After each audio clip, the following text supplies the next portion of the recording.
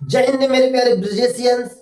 उम्मीद करता हूँ सभी लोग बेहतर होंगे। मेरे बोर्ड टॉपर मैं ब्रिजेश सर, आपका बोर्ड पार्टनर, आपको बनाने वाला हूँ बोर्ड में टॉपर। मेरे मेरे साथियों, आज बहुत ही मोस्ट इंपॉर्टेंट टॉपिक के बारे में डिस्कस करने वाला हूँ मेरे साथियों, जो आपका चैप्टर है कार्बन और इसकी यौगिक। मेरे मेरे साथियों, ये चैप्टर बहुत ही मोस्ट इंपॉर्टेंट है। इससे किस किस प्रकार के प्रश्न आते हैं? बहुविकल्पीय प्रश्न आते हैं, एक नंबर का मिनिमम, एक नंबर से लेकर के 3 नंबर या 2 नंबर तक के प्रश्न साथियों बहुविकल्पीय में आ जाते हैं। 1 से 2 प्रश्न आ जाते हैं। 4 नंबर आ जाता है आयुर्वेद नामनक्लेचर से, और यदि वो नहीं आया, नामनक्लेचर नहीं आया, तो प्यारे बच्चों क्या आ जाता है? नाम से सूत्र लिखने के लिए आ जाता है। अगर ये भी नहीं आया मेरे साथियों, तो क्या आ सकता है? परिभाषाएं आ सकती है, साबुनीकरण क्या, एस्ट्रीकरण क्या, इस प्रकार की परिभाषाएं आ जाती है। और कभी कभी दोनों आ जाता है। लगभग अगर देखा जाए प्यारे बच्चों, तो इस चैप्टर से 5 से 6 नंबर तक के प्रश्न आपके बोर्ड एग्जाम में आते ही आते हैं। उसी को मजबूत करने के लिए इस क्लास को आपको पूरा जरूर देखना चाहिए। आज किन किन टॉपिक पे हम लोग बात करने वाले हैं? कार्बन की संयोजकता, सहसंयोजक आबंध, कोवैलेंट बॉन्ड बोलते हैं, क्रियात्मक समूह, फंक्शनल ग्रुप, हाइड्रोकार्बन, आईपीएसी नामकरण, साबुन और अपमार्जक, एस्ट्रीकरण अपक्रिया, ओके, सावनीकरण, हाइड्रोजनीकरण, समजातीय श्रेणी। लगभग अगर इतना भी अगर आप तैयार कर लेते हैं मेरे साथियों, तो इस चैप्टर आपका मजबूत हो जाता है। इसके बाद 2 टॉपिक और बचता है, एथेनॉल और एथेनोइक एसिड के बीच का अंतर पूछ लेता है। अब बेहतरीन चीज को तैयार करने के लिए आप तैयार हो जाएं। इन टॉपिक्स पे हम पहले चर्चा शुरू कर देते हैं। मेरे प्यारे बच्चे, सबसे पहले अगर हम बात करें इस चैप्टर के बारे में, तो कार्बन की संयोजकता कितनी होती है? 4। प्यारे बच्चों याद रखेंगे, कार्बन की संयोजकता कितनी होती है? 4। तो पहले सवाल का जवाब हमें मिल गया। कार्बन की संयोजकता कितनी होती है? 4 होती है प्यारे बच्चों। कार्बन को ले जाने के लिए कितने लोग चाहिए? 4 लोग चाहिए। शमशान घाट तक मुर्दे को ले जाने के लिए कितने लोग चाहिए? 4 लोग। तो कार्बन की संयोजकता कितनी होती है? 4। कार्बन की वैलेंसी कितनी होती है? 4 होती है। चलिए दूसरा सवाल हम लोग देखते हैं। दूसरा सवाल है सहसंयोजक आबंध कितने हैं प्यारे बच्चों? अब इसका दूसरा नाम पूछ लेता है, सहसंयोजी बंध किसे कहते हैं? अगर सहसंयोजी आबंध नहीं आया बोर्ड एग्जाम में, तो एक प्रश्न पूछा जाता है सहसंयोजी बंध। तो प्रश्न का स्वरूप बदल देगा, आपको उत्तर वही लिखना है। बहुत ही आसान है प्यारे बच्चों, कैसे ध्यान से देखेंगे। इसको पहले मैं लिख के समझाता हूँ, फिर उसके बाद फिर आपको डिस्क्राइब करके दिखाता हूँ कैसे कैसे चीजें काम करते हैं। पहले लिखेंगे, सब लोग लिख लीजिए साथ में मेरे। जब 2 परमाणुओं के बीच, 2 परमाणुओं के बीच कोई बंध इलेक्ट्रॉनों के, या इलेक्ट्रॉन के, क्या इलेक्ट्रॉन था, इलेक्ट्रॉन आधा करेगा, इलेक्ट्रॉन के साझेदारी से, इलेक्ट्रॉन के साझेदारी से बनता है। फिर से बच्चों, जब 2 परमाणुओं के बीच कोई बंध इलेक्ट्रॉन के साझेदारी से बनता है, तो उसे सहसंयोजी या सहसंयोजक बंध या आबंध कहते हैं। आबंध कहते हैं। इसको आप लिख लीजिए, बहुत ही इंपॉर्टेंट है। जब 2 परमाणुओं के बीच कोई बंध इलेक्ट्रॉन के साझेदारी से बनता है, उसे सहसंयोजी आबंध कहते हैं प्यारे बच्चों। अब पहले तो सहसंयोजी आबंध क्या होता है? 2 प्रकार के नहीं, 3 प्रकार के होते हैं। एकल बंध, द्विबंध और त्रिबंध होते हैं। ठीक है, एकल बंध जैसे कि हाइड्रोजन हाइड्रोजन के बीच में होता है। हाइड्रोजन हाइड्रोजन के बीच में ध्यान से देखेंगे, हाइड्रोजन और हाइड्रोजन के बीच में कौन सा बंध होता है? सहसंयोजी आबंध होता है प्यारे बच्चों। और कैसा होता है? एकल बंध होता है। ऐसे ऑक्सीजन ऑक्सीजन के बीच में प्यारे बच्चों कितने होते हैं? द्विबंध होते हैं। और नाइट्रोजन याद रखेंगे, नाइट्रोजन एक ऐसा आपका परमाणु है प्यारे साथियों, एक ऐसा एलिमेंट है प्यारे बच्चों, एक ऐसा तत्व है जो कि त्रिबंध से दूसरे नाइट्रोजन से जुड़ा रहता है।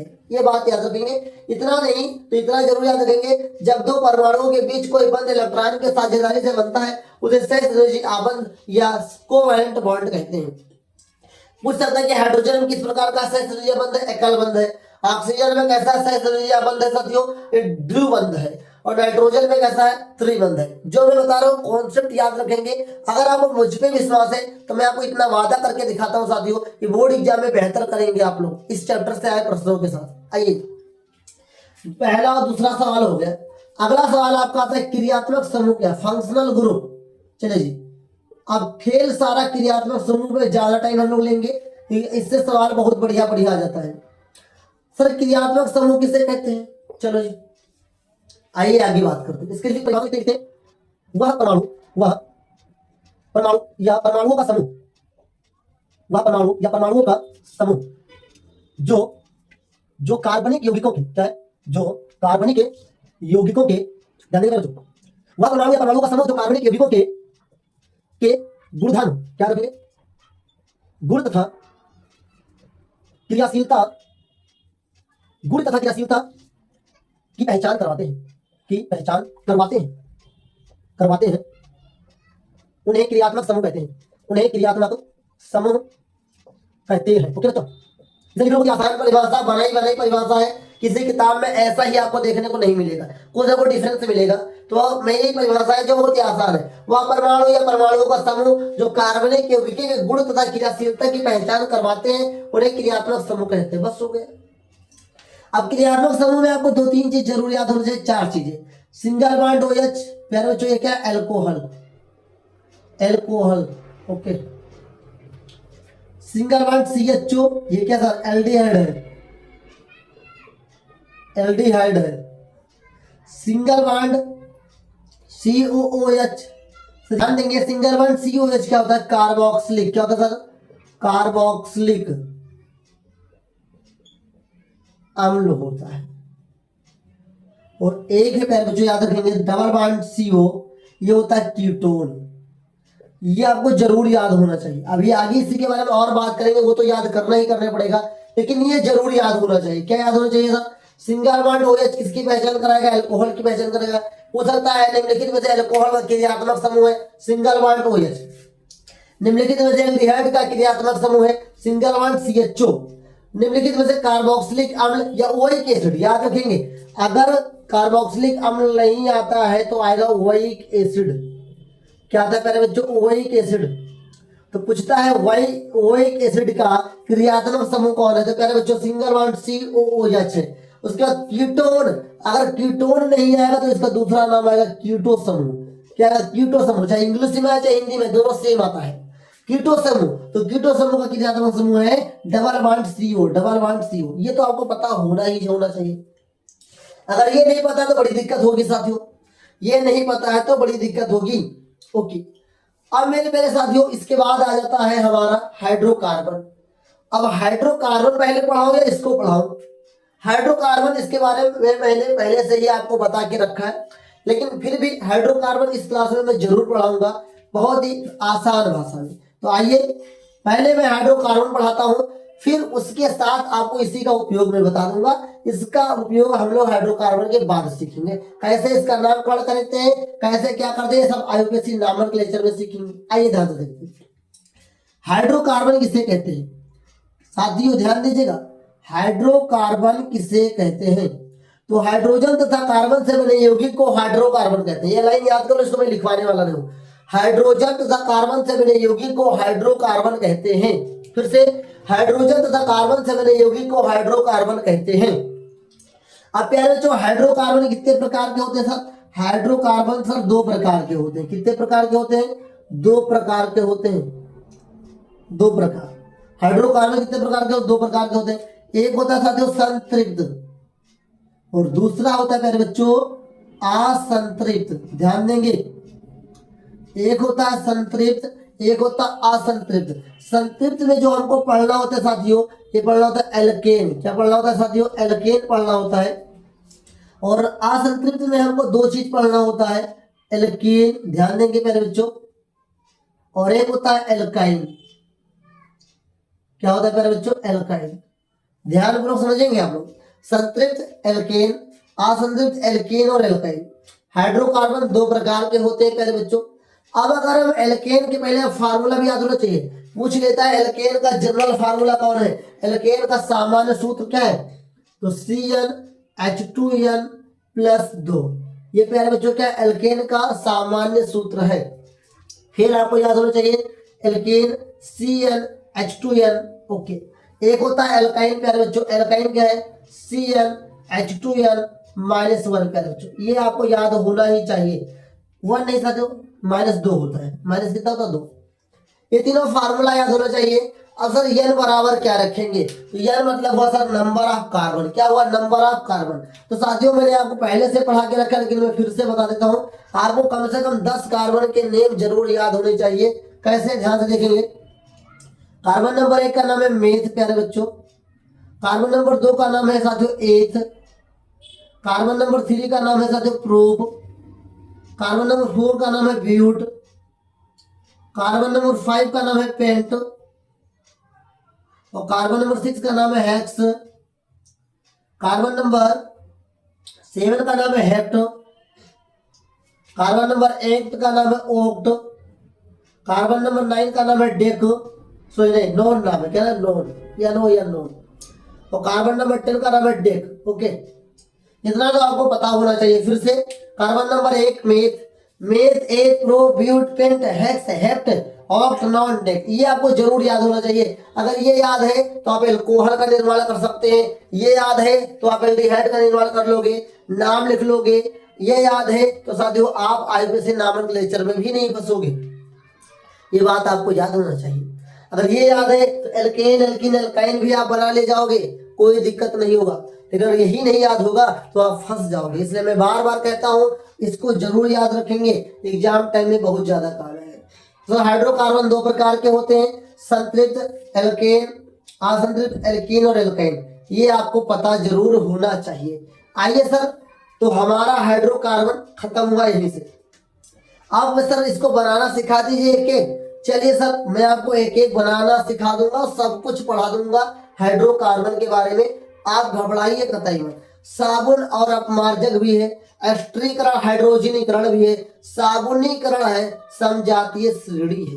प्यारे बच्चों, अगर आप इसको बेहतर तरीके से तैयार कर लेते हैं तो आपका नंबर बेहतर तरीके से बोर्ड एग्जाम में आने वाला है। तो आइए, हाइड्रोकार्बन अगर आप और बेहतर तरीके से पढ़ना चाहते हैं तो मेरे बच्चों, इसके ऊपर मैंने एक डिटेल्स वीडियो केवल हाइड्रोकार्बन के लिए बनाई है मेरे बच्चों, उसको आप जरूर देखिएगा। लेकिन घबराने की बात नहीं, इस पूरे क्लास को देखिए, आप हाइड्रोकार्बन भी सीख जाएंगे, आप आईपीसी नॉमेनक्लेचर भी सीख जाएंगे, आप साबुन और अपमार्जक भी सीख जाएंगे, एस्टरीकरण हाइड्रोजनीकरण सीख जाएंगे, साबुनीकरण सीख जाएंगे, समजातीय श्रेणी भी सीख जाएंगे। सर समजातीय श्रेणी हाइड्रोकार्बन की तुरंत बाद पढ़ाई जाती है, इसलिए अभी मैंने उसे रोक के रखा हाइड्रोकार्बन को।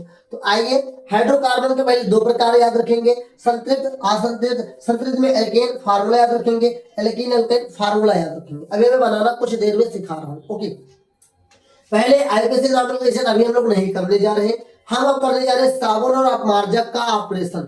साबुन और अपमार्जक ऑपरेशन को छोटी छोटी डिफिनीशन है, उसको हम लोग कर लेते हैं। सर आइए इसको मैं यहाँ पे लाइन खींच लेता हूँ, यहाँ पे कुछ बढ़िया काम हम लोग अभी करने वाले हैं। सर हम क्या करने जा रहे हैं, सर हम साबुन की परिभाषा लिखने जा रहे हैं। साबुन क्या है प्यारे बच्चों, ध्यान देंगे, साबुन क्या है। साबुन सभी लोग लिखेंगे साथियों, साबुन लंबी श्रृंखला वाले, लंबी लंबी लंबी लंबी श्रृंखला वाले कार्बोक्सिलिक, याद रखेंगे साथियों, कार्बोक्सिलिक कार्बोक्सिलिक अम्लों के सोडियम तथा पोटेशियम, याद रखेंगे पोटेशियम लवण होते हैं। ओके, अब पहले बच्चों याद रखेंगे, इसका उदाहरण आपको जरूर याद होना चाहिए। उदाहरण याद करने के लिए याद रखेंगे C17H35 COONA, इसका नाम है सोडियम एसिटेट। पहले बच्चों इसको आपको जरूर याद होना चाहिए, C17H35 COONA एक साबुन का एग्जाम्पल है, साबुन का एक सूत्र लिख सकते हैं। फिर बच्चों साबुन के बाद अपमार्जक क्या होते हैं। साबुन को सॉप बोलते हैं, अपमार्जक को डिटर्जेंट बोलते हैं। आपने नहाने के लिए साबुन यूज किया होगा, फिर नहाने वाला साबुन हो गया। लेकिन अगर जब आप बात करते हैं अपमार्जक की, अपमार्जक कपड़ा धोने वाला जो साबुन होता है या कपड़ा धोने वाला जो सोडा होता है, उसको हम लोग अपमार्जक कहते हैं। क्या करते हैं सर, अपमार्जक कहते हैं।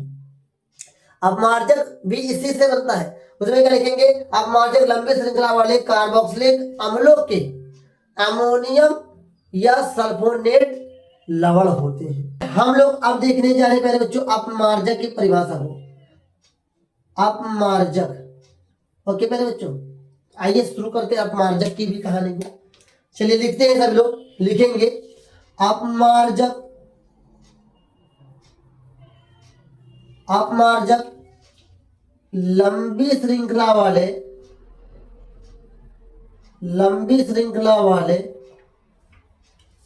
कार्बोक्सिलिक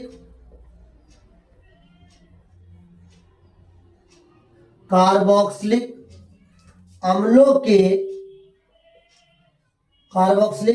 के अमोनियम तथा सल्फोनेट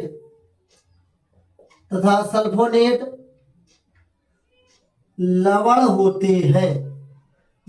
होते हैं। प्यारे बच्चों याद रखेंगे, कभी कभी साबुन और अपमार्जक में अंतर पूछ लेता 2 नंबर में, आपको इन्हीं दोनों की परिभाषा लिख दो, अंतर हो जाएगा। कभी कभी 2 नंबर में साबुन अपमार्जक का क्या पूछ लेता है, डिफिनेशन पूछ लेता है, तो आपको साबुन अपमार्जक का डिफिनेशन जरूर याद रखना है प्यारे बच्चों। अब बात करें स्त्रीकरण अभिक्रिया की, बात करें संजातीय श्रेणी की, तो मेरे प्यारे बच्चों इसके ऊपर मैंने बहुत डिटेल से वीडियो बना के रखा है, बहुत पहले मैंने आपको पढ़ा के रखा है। एक आता है हाइड्रोजनीकरण अभिक्रिया, मैं आपको इसको समझा दे रहा हूँ, क्योंकि इस दोनों के ऊपर मैंने ऑलरेडी आपको पढ़ा के रखा है। अगर आपको मैं डिटेल्स में बता दूं तो एक लाइन में बताना चाहूंगा कि स्त्रीकरण अभिक्रिया किसे कहते हैं। स्त्रीकरण अभिक्रिया किसे कहते हैं? जिस अभिक्रिया के दौरान एस्टर का निर्माण होता है उसे स्त्रीकरण अभिक्रिया कहते हैं। ये ऐसे भी आप बोल सकते हैं, जब कार्बोक्सिलिक अम्लों की अभिक्रिया अल्कोहल से कराई जाती है उस दौरान एस्टर का निर्माण होता है, उसे एस्टरीकरण अभिक्रिया कहते हैं। फिर साबुनीकरण अभिक्रिया, जब वसा या तेलों का उच्च क्षार के साथ अभिक्रिया कराई जाती है, उस दौरान ग्लिसरॉल और साबुन बनता है, उसे साबुनीकरण अभिक्रिया कहते हैं। इन दोनों को बहुत अच्छी तरीके से मैंने पढ़ा दिया है, इसका वीडियो का लिंक डिस्क्रिप्शन में मिल जाएगा, उसको जरूर देखिएगा। मैं आपसे रिक्वेस्ट करता हूँ उसको जरूर देखिएगा, आपका और ज्यादा डाउट खत्म होगा, क्योंकि उसमें मैंने और डिटेल से पढ़ा है।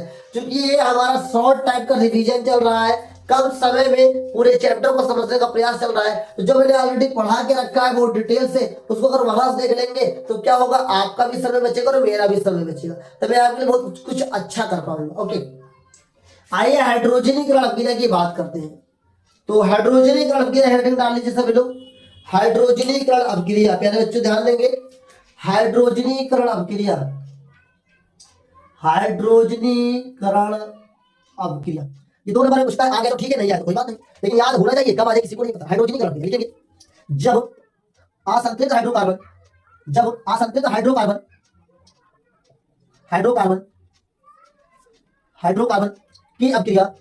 की अभिक्रिया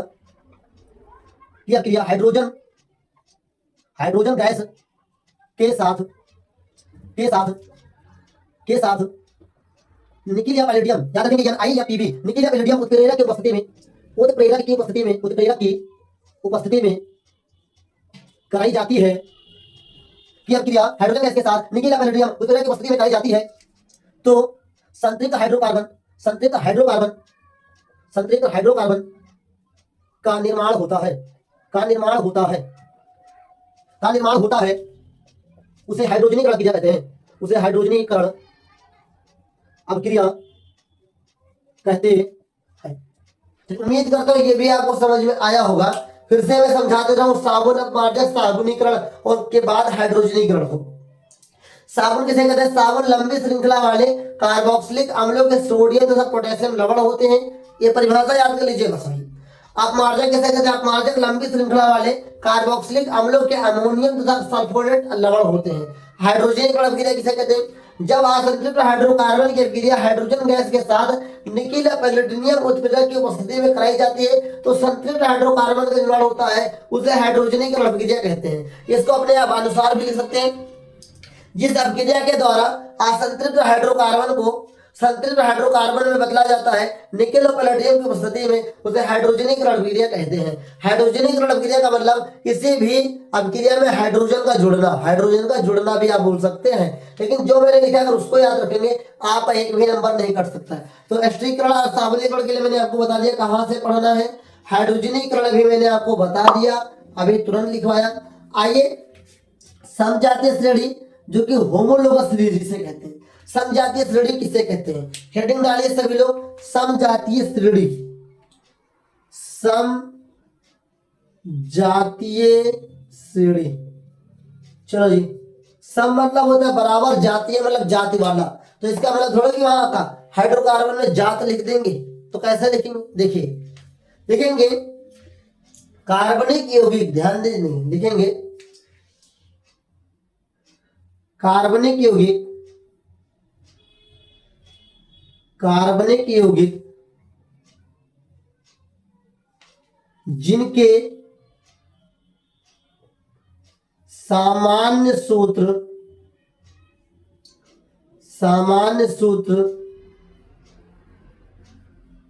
समान हो तथा जिनके बीच केवल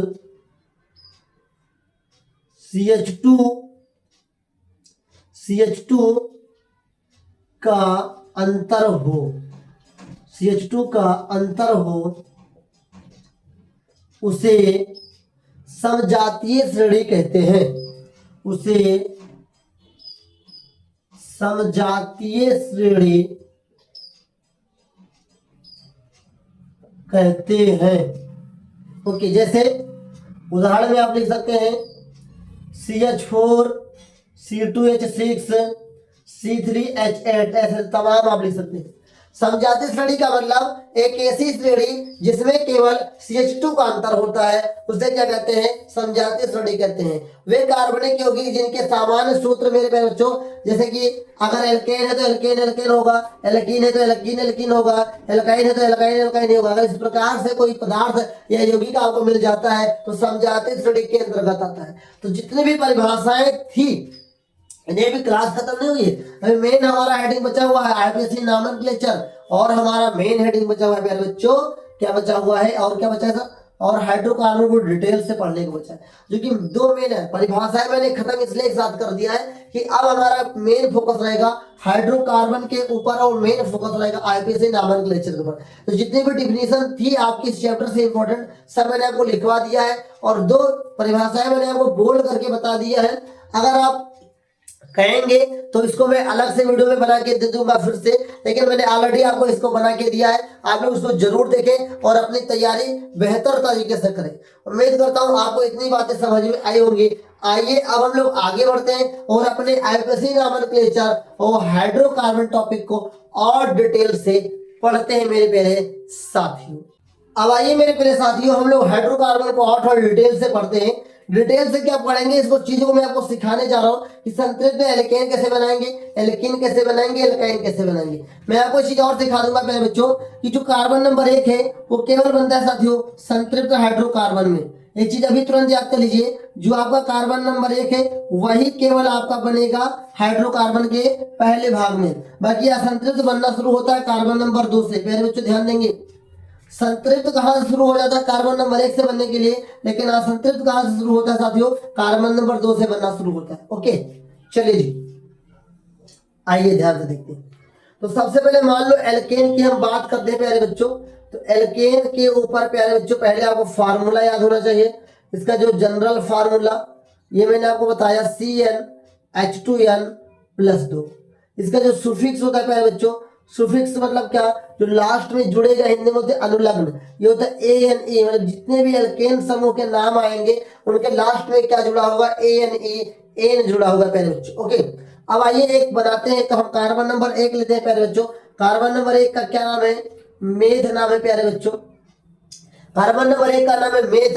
अब आइए इसमें हम पुट करते हैं, यन के जब क्या रखेंगे, कार्बन का नेम नंबर रखेंगे प्यारे बच्चों। तो फार्मूला क्या है, CnH2n+2। यन के जब क्या रखेंगे, कार्बन का नंबर रखेंगे, कार्बन कितने नंबर का, 1 नंबर का, तो यन के जब 1 रखेंगे, C1 हो जाएगा H 2 × 1+2, तो C 2 1 2 + 2 2 2 4 CH4।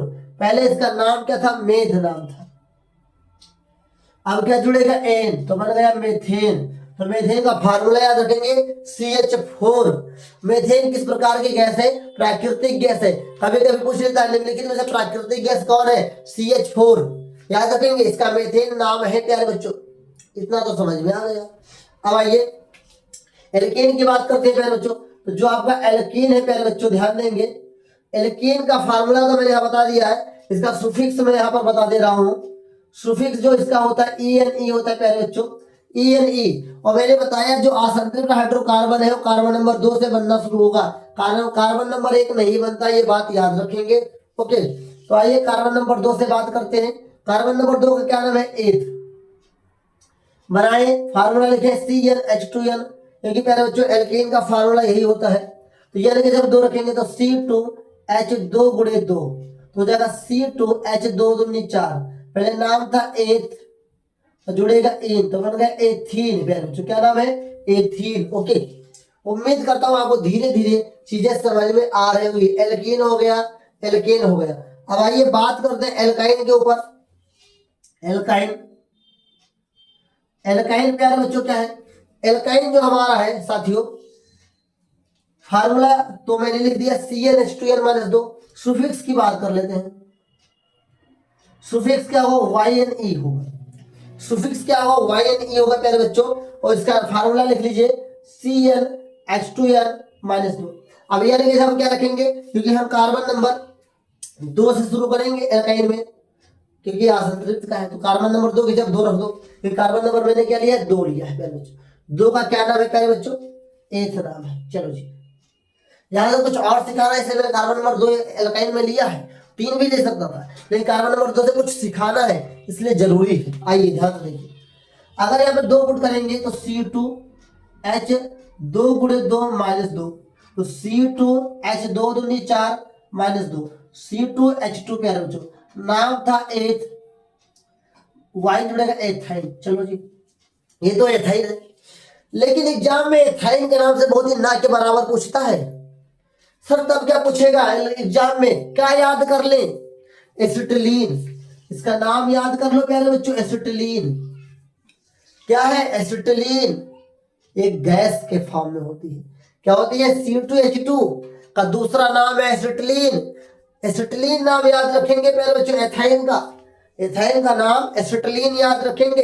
एथाइन तो याद रखेंगे, लेकिन एसिटिलीन नाम भी याद रखेंगे प्यारे बच्चों।